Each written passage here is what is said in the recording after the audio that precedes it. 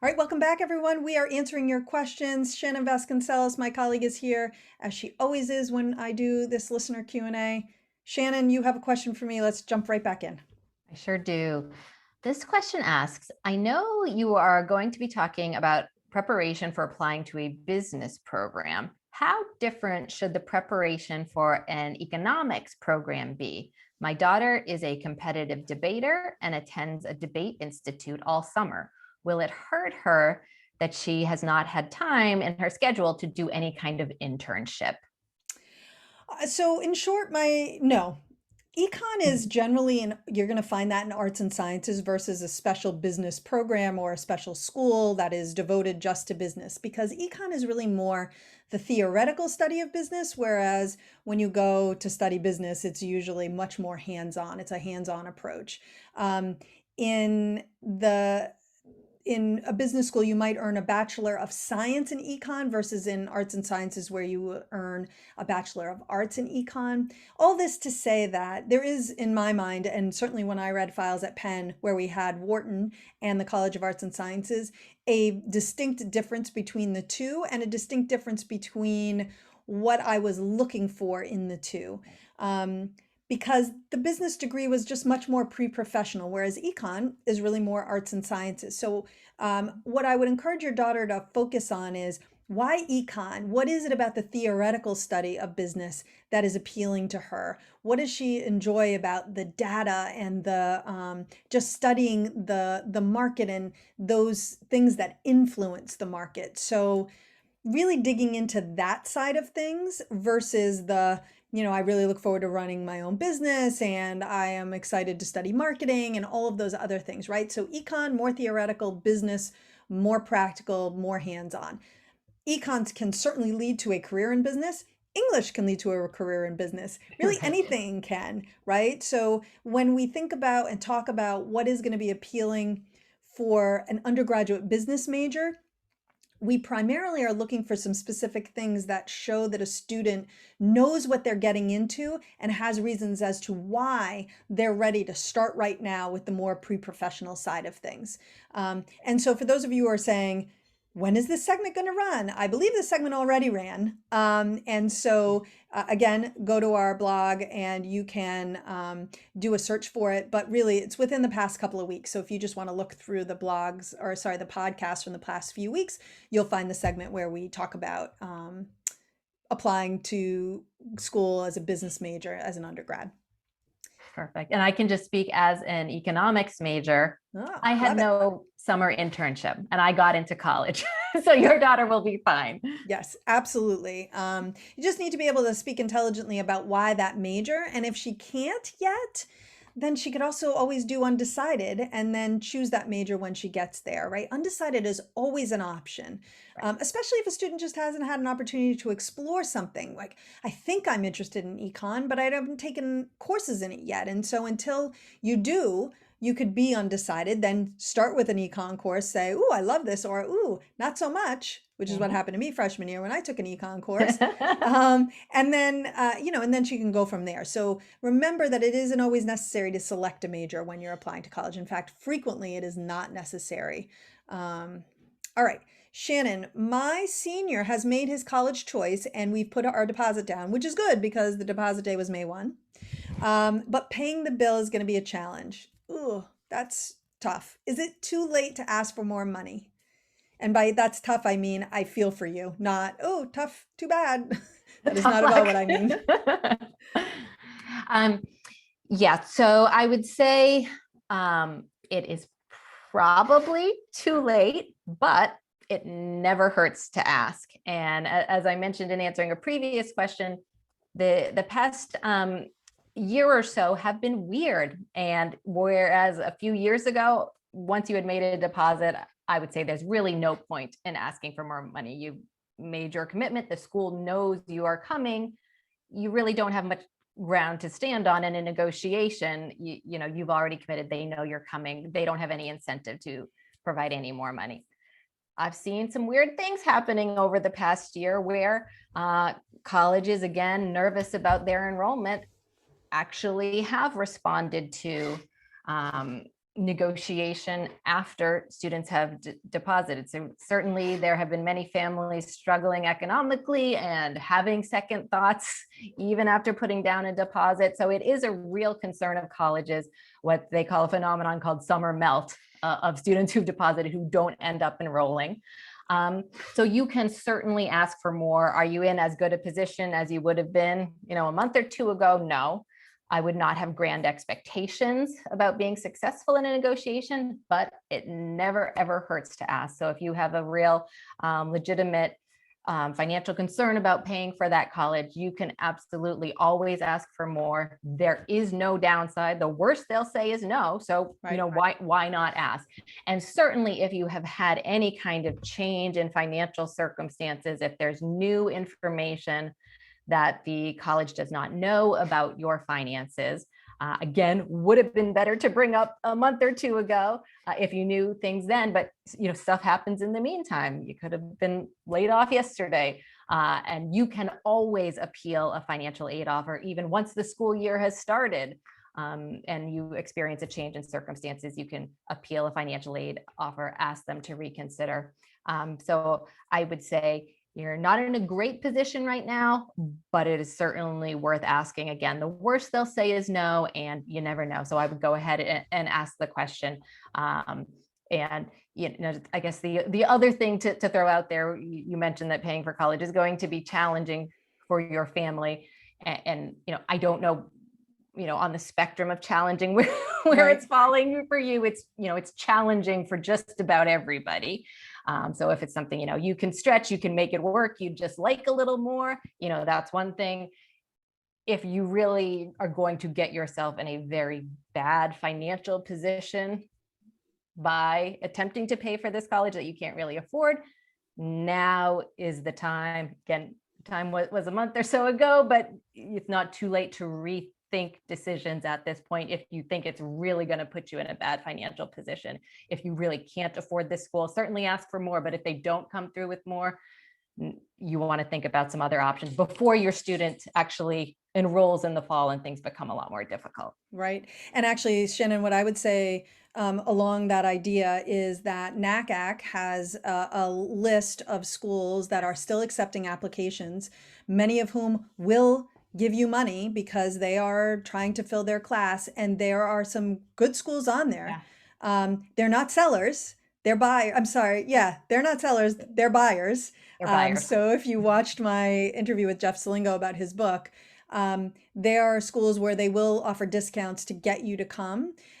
So maybe take a look at that. It's probably, it'll never be fun. Your son will not be happy he's at his first choice. But if you're going to, as a family, put yourselves in a deep financial hole that you may never dig out of, as Shannon said, please don't do that, and take actions today rather than your son goes, he's there for a semester, you realize you can't pay. Now he's incurred debt. He's not going to have a degree from that school. He's scrambling to find a different place to go to. Yeah. There's less money once you're not a freshman. Yeah. It's all bad. So please don't do that. All right, Shannon, what do you got? Okay. Next question comes in from Lisa. Our high school counselor helps over 500 kids, which I think is pretty typical, kind of average. Unfortunately, yeah. She has said if parents want to write a letter of recommendation for their students, she would use some or all of it, because we know our kids' strengths, but also because she doesn't have the time to write for everyone. My question is, what makes the best letters of recommendation from high school counselors? Could you even read an example? Sure. Okay, I'm not going to read an example because actually we all read recommendation letters when we were doing admissions, but we typically don't see them now. And I didn't have one handy. I didn't save one from my time as an admissions officer. And now, like I said, I don't really read them. Here's what I can tell you makes the absolute best. It is not length. It is specificity. Easy for me to say. And by that, I mean, a lot of times when people are writing something in support of another person, or They say a lot of awesome things. He's really nice. He's so genuine. He really is friendly and outgoing. He adds so much to the school environment. If you say that, all you're doing is telling me something, right? I just have to take you at your word. But if you share examples of either of those, or all of those ideally, Right. now I can picture it, right? So he's so nice. He is the type of kid who always says hi when I see him in the hall, whereas most of the other students just kind of walk right by me. Mm. He's so genuine. He says hi, and then sometimes he'll ask me, "Hey, how is your dog doing?" Because he remembered that we were talking about our dogs, a week ago, and my dog was maybe not doing so well, and so he's genuinely interested. He followed up. Um, I'm giving examples right now of like more personal qualities, which often is kind of what you hear from the counselor. The teachers are usually the ones focusing on academics. But if you know that this student, you've heard from other teachers that the student is a real standout, you could share, in his most recent grade report, his math teacher wrote X, and you could share the actual quote from the math teacher. I see guidance counselors or school counselors, excuse me, doing that often. They'll pull quotes from things that teachers have said and use them to kind of bolster their recommendation letter. Often it's from the school counselor that you're going to hear about a student's activities in the school community. You might also learn, if the student is smart and letting the school counselor know this, you might learn about the things the student does outside of the school community. So you just want to make sure that it's not too long, shouldn't be longer than a page. 3 paragraphs, probably max, maybe 4 if you can fit that on a page. Mhm. You don't need a lot of extraneous, flowery language. Yeah.